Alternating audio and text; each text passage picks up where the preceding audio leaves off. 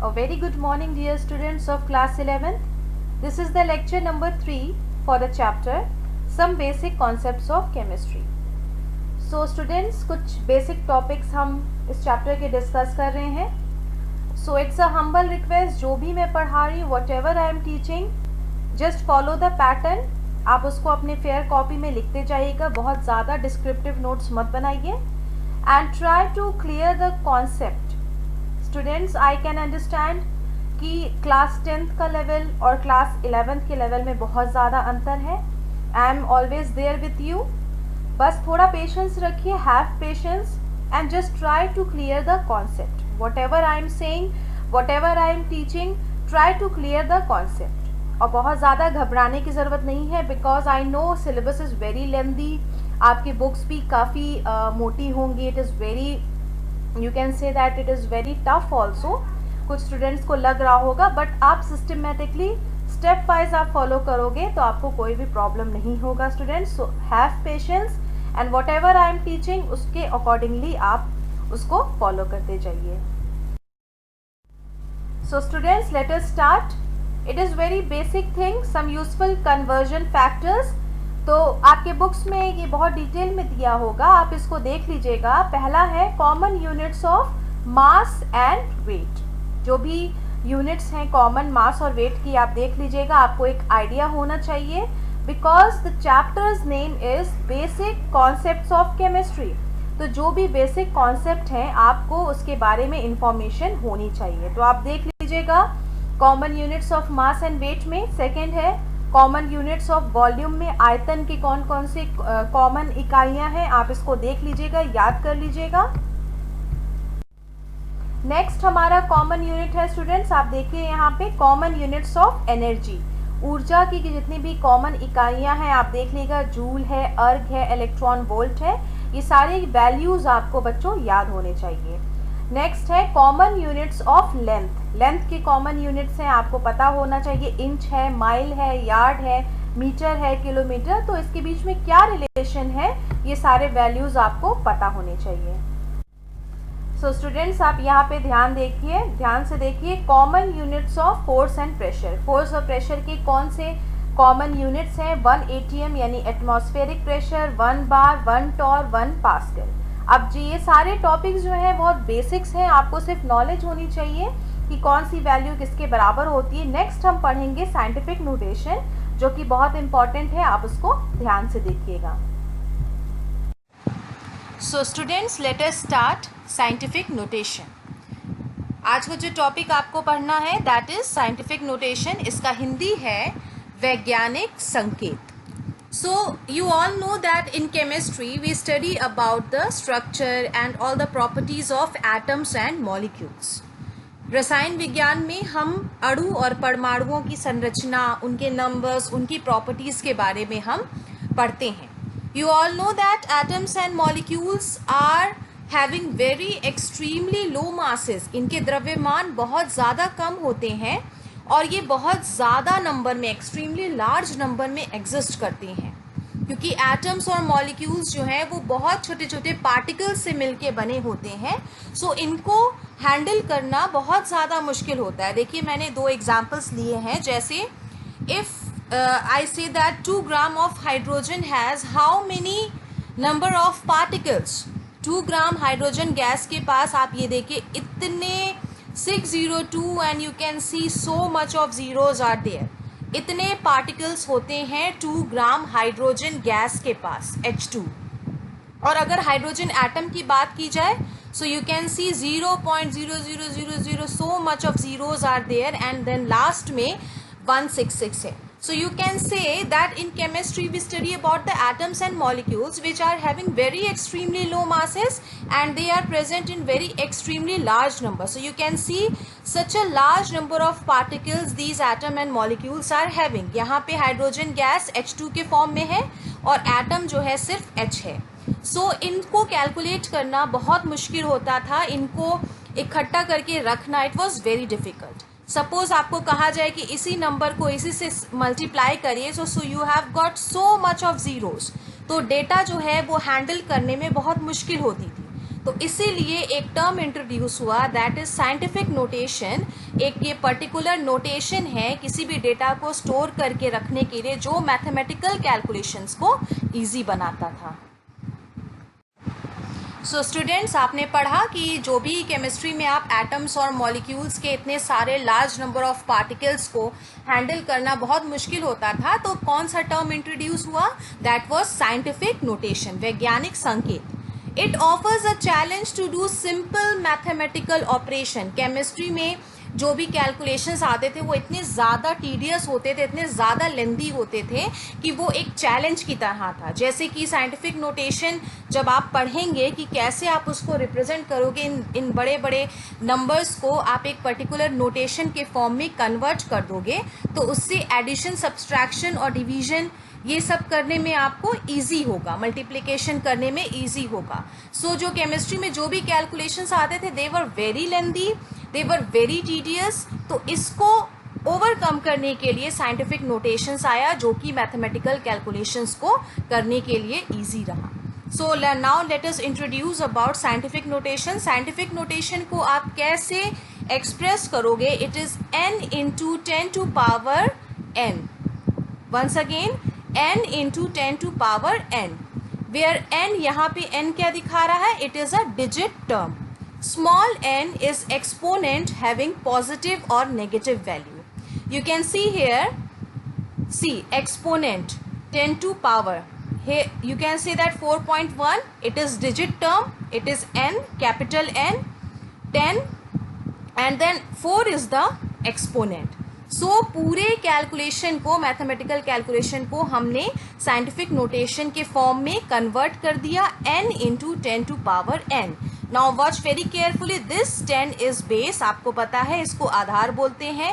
This power is exponent, इसको घातांक बोलते हैं। एक्सपोनेंट या तो पॉजिटिव भी हो सकता है या नेगेटिव भी हो सकता है। And you can see 4.1 that is digit term, that is represented as capital N, इसको गुणांक या कोएफिशिएंट बोलेंगे। आगे आप पढ़ोगे कि किस तरीके से हम साइंटिफिक नोटेशन के n into 10 to power n को हम किस तरीके से एक्सप्रेस करते हैं, और जो बहुत ज़्यादा लार्ज नंबर ऑफ पार्टिकल्स होते थे, कैलकुलेशंस इतने लंबे होते थे, हम उनको कैसे इजी फॉर्म में कन्वर्ट कर सकते हैं। सो बच्चों, आपने पढ़ा कि साइंटिफिक नोटेशन को आप कैसे रिप्रेजेंट कर रहे थे, n into 10 to power n। So अब आप ये बात ध्यान दीजिए कि जो एक्सपोनेंट है, जो 10 टू पावर आप जो वैल्यू लिख रहे थे, दैट इज एक्सपोनेंट या घातांक। वो या तो पॉजिटिव हो सकता है या तो नेगेटिव हो सकता है। You have to note that if exponent is positive that means number is big. It is very important, अगर जो घातांक की वैल्यू या एक्सपोनेंट अगर आपका पॉजिटिव आ रहा है, that means your particular number is a big number. But if exponent value is negative, अगर घातांक की वैल्यू नेगेटिव, पावर में नेगेटिव आ रहा है, दैट मीन्स कि जो हमारी वैल्यू है, डिजिट टर्म है, वो एक छोटा नंबर है। सो इस बात को ध्यान दीजिएगा, इफ एक्सपोनेंट इज पॉजिटिव, अगर घातांक जो है वो धनात्मक है, यानी कि हमारा जो नंबर है वो बिग होगा। और अगर घातांक या एक्सपोनेंट नेगेटिव है, पावर में नेगेटिव फॉर्म में है, तो हमारा जो नंबर होगा वो स्मॉल होगा। अब ये बहुत इम्पॉर्टेंट आप एक टर्म है, आप इसको देख लीजिए, समझ लीजिए, इट इज़ वेरी इंपॉर्टेंट। आज आप एक बार समझ लिए तो ये हमेशा के लिए आपको याद हो जाएगा। Watch very carefully, this is decimal point, okay. If अगर आप डेसिमल पॉइंट को राइट तरफ मूव कर रहे हैं, if you are moving decimal point towards the right hand side, then जो एक्सपोनेंट या घातांक पे जो पावर होगा that will be negative. It is very important, अगर डेसिमल पॉइंट को आप राइट तरफ शिफ्ट करेंगे तो एक्सपोनेंट या घातांक जो आप पावर में वैल्यू लिख रहे हो वो हमेशा नेगेटिव होगा। अगर डेसिमल पॉइंट को आपने लेफ्ट तरफ शिफ्ट किया है, लेफ्ट की तरफ आप उसको मूव कर रहे हैं, तो जो घातांक या एक्सपोनेंट की वैल्यू होगी दैट विल बी पॉजिटिव। इसी में बच्चों कंफ्यूजन होता है, so be very careful. If you are moving the decimal point towards your right hand side, then the exponent value will be negative. Power में जो भी आप वैल्यू लिखोगे वो नेगेटिव होगा. If you are moving decimal point towards your left hand side, then the value of the exponent या घातांक की वैल्यू पॉजिटिव होगी. इस बात को ध्यान करके अभी मैं इसके आगे एक्सरसाइजेस करवाती हूँ. आप इस बात को ध्यान दीजिएगा कि अगर आप डेसिमल पॉइंट को राइट तरफ मूव करेंगे तो एक्सपोनेंट यानी घातांक की वैल्यू नेगेटिव आएगी. अगर आप डेसिमल पॉइंट को लेफ्ट हैंड साइड मूव करेंगे तो घातांक यानी एक्सपोनेंट की वैल्यू जो पावर में आप लिख रहे हो वो पॉजिटिव आएगी. सो स्टूडेंट्स, आप यहाँ पे देखिए कुछ क्वेश्चंस हैं मैंने दिए हैं. Convert the following in scientific notation. ध्यान दीजिए, अगर पॉइंट है उसको हम लेफ्ट तरफ शिफ्ट कर रहे हैं towards your left hand side, तो एक्सपोनेंट क्या होगा? पॉजिटिव होगा. अगर हम पॉइंट को राइट तरफ शिफ्ट कर रहे हैं तो एक्सपोनेंट यानी जो पावर में आप लिख रहे थे वो नेगेटिव होगा. इस बात को हमेशा ध्यान दीजिएगा. So you can see 25, 3 and so much of zeros are there. So अब आप देखिए, आप पॉइंट किधर कर रहे हो? आप पॉइंट जो है आप लेफ्ट तरफ लगा रहे हो. ठीक है, 2.5 इधर लगाया आपने, 2.5. अब आप काउंट करो कि कितने डिजिट्स आ रहे हैं उसके पास. तो 2.53 इंटू 10 टू पावर 13, ये पूरा नंबर जो हो जाएगा आप काउंट करोगे तो 10 टू पावर 13 आएगा. सेम आप यहाँ पे देखो, आप पॉइंट किधर लगा रहे हो? लेफ्ट तरफ लगा रहे हो. तो 1.469 इंटू 10 टू पावर 9, मतलब पॉइंट के बाद आपको सारे डिजिट्स को काउंट करके इस तरह से एक्सपोनेंट के फॉर्म में लिख देना है. अब आप यहाँ पे देखो, ये ऑलरेडी पॉइंट में नंबर है 0.0000. सो ये ऑलरेडी स्मॉल नंबर है. तो अब आप ऐसे ही समझ जाना कि एक्सपोनेंट पक्का जो है वो नेगेटिव आएगा. देखो, पॉइंट यहाँ था लेकिन हमको यहाँ पे पॉइंट लाना है 5.213. सो यू आर, आप पॉइंट को किधर कर रहे हो? राइट हैंड साइड पे. तो जब आप पॉइंट राइट हैंड साइड करोगे तो एक्सपोनेंट जो है वो नेगेटिव आएगा. आप काउंट करो कि 5.213, 1, 2, 3, 4 और 5, यानी 5 डिजिट के बाद हम पॉइंट लगा रहे हैं, तो इसलिए ये -5 है. वाई? बिकॉज हमने डेसिमल को राइट तरफ शिफ्ट किया है. That's why the exponent is negative. जहाँ भी आप देखो एक्सपोनेंट नेगेटिव है, that means your value will be very small. And whenever you will see the exponent is positive, that means the value is large. So the last example is 6431000. अब आपको इसको scientific notation में convert करना है, तो आप point किधर लगा रहे हो? पॉइंट लेफ्ट तरफ लगाओगे. 6.431 into 10 to power 6. Why 6? Because point के बाद कितने डिजिट्स हैं आप काउंट करो. 1, 2, 3, 4, 5, 6. So the scientific notation for this number will be 6.431 into 10 to power 6. So students, I have given some questions. इसको आप प्रैक्टिस करिएगा, अपने कॉपी में लिखिएगा, सॉल्व करिएगा. Convert the following to scientific notation. So always remember कि अगर आप डेसिमल को राइट हैंड साइड पे शिफ्ट कर रहे हैं तो जो हमारा एक्सपोनेंट होगा या घातांक होगा वो हमेशा नेगेटिव होगा. अगर आप डेसिमल को लेफ्ट तरफ शिफ्ट कर रहे हैं तो जो हमारा घातांक या एक्सपोनेंट होगा वो पॉजिटिव होगा. इस बात को हमेशा याद रखिएगा. If you are moving decimal towards right hand side, then the exponent value will be negative. And if you are moving decimal to the left hand side, then the exponent value will be positive. इस बात को ध्यान दीजिएगा और question को आप solve करिएगा. सो you can C students, मैंने कुछ मैथमेटिकल कैलकुलेशंस बताए हैं आपको किस तरीके से साइंटिफिक नोटेशन के थ्रू ये इजी हो जाता है. तो सबसे पहले हम देखते हैं multiplication. 5.6 into 10 to 5 multiply by 6.9 into 10 to power 8. Clear? अब आप ये देखो कि आपको पता है कि आपको इन दोनों वैल्यूज़ को मल्टीप्लाई करना है. ठीक है, और जो 5.6 है मल्टीप्लाई बाय 6.9, ये दोनों वैल्यूज़ को आपने एक साथ ब्रैकेट में लिख लिया. और आपको पता है कि मल्टीप्लाई जब आप करोगे तो ये जो पावर्स होते हैं वो ऐड हो जाते हैं. दैट मीन्स 5.6 इंटू 6.9 एक ब्रैकेट में हो गया. देन 10 टू पावर 5 और 8 को आप ऐड कर दोगे और इन दोनों को मल्टीप्लाई कर दोगे. So your calculation will be very simple because these datas are already in the form of scientific notation. Scientific notation अगर ना हो तो आप खुद सोचो, 6.9 के बाद 8 ज़ीरोज़ हैं, 5.6 के बाद 5 ज़ीरोज़ हैं और आपको उनको मल्टीप्लाई करना, सो it will be a very difficult job. तो साइंटिफिक नोटेशन से हमारे जितने भी मैथमेटिकल कैलकुलेशंस होते हैं वो इजी हो जाते हैं। सो मल्टीप्लिकेशन के लिए सिंपली आपने क्या किया, 5.6 मल्टीप्लाई बाय 6.9 एक ब्रैकेट में ले लिया और जितने भी पावर्स थे 10 टू पावर 5 और 8 आपस में जुड़ जाएंगे। ये मैथ्स के स्टूडेंट भी जानते होंगे, आप ये याद रखिएगा, मल्टीप्लिकेशन में जो भी पावर होगा वो जुड़ जाएगा और जो वैल्यूज़ हैं उनको मल्टीप्लाई करके आप इसके आंसर को फाइंड आउट कर सकते हैं। Next move on to division. You can see 9.8 into 10 to power minus 2 divided by 6.5 into 10 to power 4, इन दोनों को डिवाइड करना है। तो देखिए मैंने लिखा 9.8 into 10 to power minus 2 divided by 6.5 into 10 to power 4।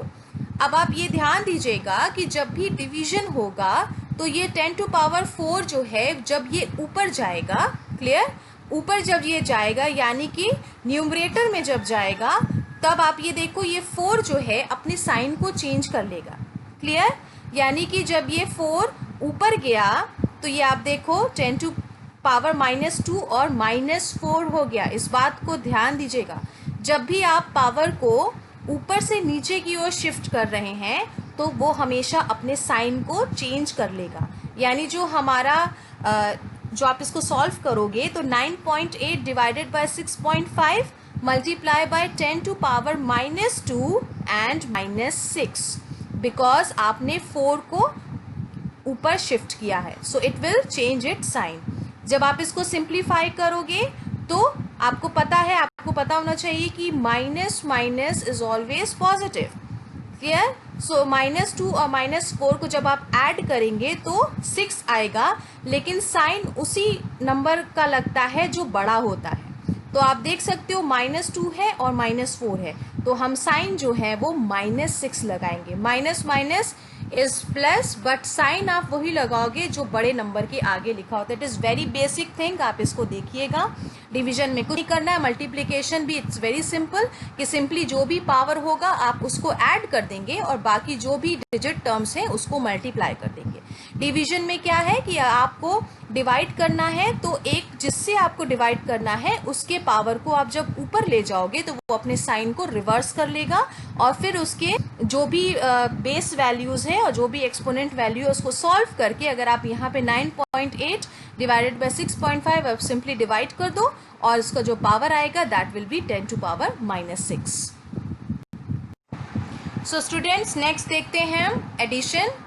Addition के लिए देखिए आप सिंपली आपको क्या करना है, ऐड करना है 6.65 into 10 to power 4 plus 2.23 into 10 to power 4। अब आप ये ध्यान से देखिए कि जो एक्सपोनेंट की वैल्यू है, बेस पे जो एक्सपोनेंट दिया है वो सेम है। 10 टू पावर 4 यहाँ पे भी है और 10 टू पावर 4 यहाँ पे भी है, तो आप इस वैल्यू को कॉमन ले सकते हो ब्रैकेट के बाहर। ये पता होना चाहिए कि जो वैल्यू अगर सेम है तो हम उसको एज अ कॉमन वैल्यू लेके उसको ब्रैकेट के बाहर लिख सकते हैं। सो आप इसको सिंप्लीफाई करो, 6.65 प्लस 2.23 एक ब्रैकेट में ले लिया, इसको multiply by 10 to power 4। 10 to power 4 दोनों वैल्यू में कॉमन था इसलिए हमने उसको ब्रैकेट के बाहर कर लिया। अब आप सिंपली 6.65 और 2.23 को जोड़ोगे तो आपका आंसर आ जाएगा जो भी n2 10 to power 4 that will be your answer. Suppose करिए सेकेंड एग्जाम्पल मैंने ये दिया है कि जो भी वैल्यूज दी हैं आपको ऐड करने के लिए, तो अगर एक्सपोनेंट की वैल्यू सेम ना हो, फर्स्ट कंडीशन में आप देखो 2.5 into 10 to power -2 plus 4.8 multiply by 10 to power -3। ध्यान से देखिए कि दोनों की जो वैल्यूज़ है वो सेम नहीं है, एक पे 10 टू पावर -2 है और दूसरे पे 10 टू पावर -3 है। अब ये एसेंशियल होता है कि दोनों वैल्यूज़ को हमको सेम बनाना पड़ेगा। या तो आप -3 को -2 में कन्वर्ट करो या -2 को -3 में कन्वर्ट करो। तो जनरली ये होता है बच्चों कि आप देखो कि इन दोनों में कौन सी वैल्यू बड़ी है, -2 बड़ा है कि -3 बड़ा है। So you all know that -2 is a big value. So आप ऐसा करिए कि जो भी छोटी वैल्यू है आप उसको बड़े वैल्यू में कन्वर्ट कर दो, यानी कि -3 को हम -2 में चेंज कर दें। तो कैसे चेंज करेंगे, तो आपको पॉइंट को शिफ्ट करना पड़ेगा।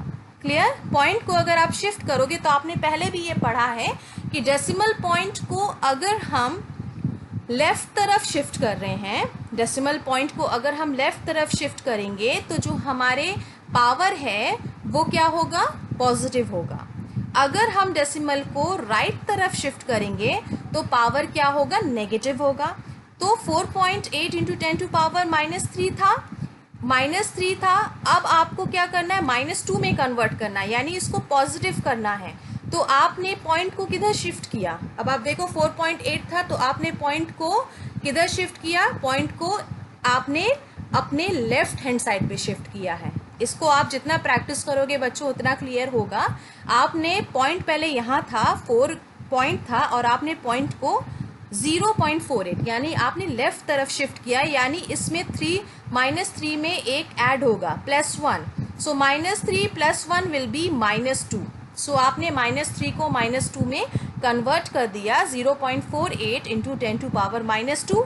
अब आप देखो कि पावर सेम हो गए, पहले वैल्यू डिजिट टर्म के पास भी 10 टू पावर -2 आ गया, दूसरे डिजिट टर्म के पास भी जो आपकी वैल्यू थी वो 10 टू पावर -2 आ गया। अब सिंप्लीफाई करिए, 2.5 + 0.48 और जो भी कॉमन है 10 टू पावर -2 आप उसको ब्रैकेट में बाहर ले लीजिए। तो इट इज़ वेरी सिंपल। फिर से आप इस बात को ध्यान दीजिएगा कि जब आप डेसिमल पॉइंट को लेफ्ट तरफ शिफ्ट कर रहे हैं, बहुत ध्यान दीजिएगा, डेसिमल पॉइंट को लेफ्ट तरफ शिफ्ट करेंगे तो जो भी घातांक आएगा, जो भी एक्सपोनेंट होगा वो पॉजिटिव होगा, उसमें आप ऐड करोगे।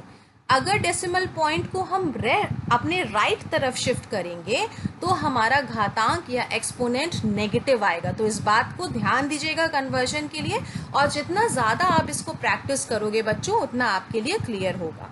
Last is subtraction. सिंपली है, वैसे ही है जैसे आपने एडिशन किया है, सेम मैंने वही वैल्यू ली है, 2.5 into 10 to power -2 minus 4.8 into 10 to power -3। वही सेम चीज़ है कि आपको देखना है कि यहाँ पे जो एक्सपोनेंट की वैल्यू है वो सेम नहीं है, तो आपको कन्वर्ट करना है। या तो आप -2 को -3 में कन्वर्ट करो या -3 को -2 में कन्वर्ट करो, दोनों आपके ऊपर करता है। या -2 को -3 में करिए या -3 को -2 में। तो ज़्यादा सिंपल यही होगा कि जो भी छोटी वैल्यू है आप उसको बड़े वैल्यू में चेंज कर दीजिए। तो -2 is a big value as compare to -3। तो -3 को -2 में कैसे कन्वर्ट करेंगे, हम पॉइंट को अगर लेफ्ट तरफ एक शिफ्ट करेंगे तो हमारे पावर में +1 हो जाएगा। क्लियर? क्योंकि हमने पॉइंट को एक डिजिट हमने उसको लेफ्ट तरफ शिफ्ट किया है। अगर 2 डिजिट आप करते तो यहाँ पे 2 ऐड होता, लेकिन हमने 4.8 को, इस पॉइंट को जस्ट एक डिजिट के बाद, मतलब 4 के पहले शिफ्ट किया है, एक डिजिट शिफ्ट किया है। तो आप यहाँ पे -3 + 1 ऐड करोगे तो जो सिंप्लीफाई करोगे तो 0.48 इंटू 10 टू पावर -2 आएगा। अब दोनों वैल्यू को आप सिंप्लीफाई करो, 2.5 minus 0.48 into 10 to power -2, you will get your answer. So thank you so much dear students. Whatever I am teaching, just follow that. उसको सीक्वेंस से पढ़िए, आराम से पढ़िए। ऑलरेडी आपका थोड़ा सेशन लेट है, but I am trying my best कि जितने भी इम्पॉर्टेंट पॉइंट्स हैं मैं उसको पढ़ाऊँ। जैसे भी मैं पढ़ा रही हूँ उसको सीक्वेंस में आप कॉपी में लिखते जाइए। ये सारी छोटी छोटी चीज़ें, छोटे छोटे टॉपिक्स हैं जो आपको पता होने चाहिए। It is very important students. और थोड़ा पेशेंस रखिए, धीमे धीमे करके slowly and study you will win the race. So don't worry कि इतने ज़्यादा मोटी बुक है, कैसे होगा कैसे नहीं होगा, ये सारे क्वेश्चंस आपके दिमाग में नहीं आना चाहिए। We teachers are here for you all, our support and our prayers are always with you all. और हम टीचर्स भी एक एक लेक्चर बनाने के लिए बहुत ज़्यादा मेहनत करते हैं बच्चों। और आपको पता होना चाहिए कि क्लास में पढ़ाना और इस तरीके से पढ़ाना बहुत ज़्यादा अंतर। आई कैन अंडरस्टैंड आप लोगों के लिए भी बहुत प्रॉब्लम हो रही होगी कि जिस तरीके से इंटरैक्टिव सेशन में हम पढ़ते थे और यहाँ पे पढ़ रहे हैं, but try to understand that teachers are also working very very hard. So be very careful और अटेंटिव रहिए क्लास में। My prayers and my blessings are always with you all. Always take your copy and pen and then start studying. Thank you so much.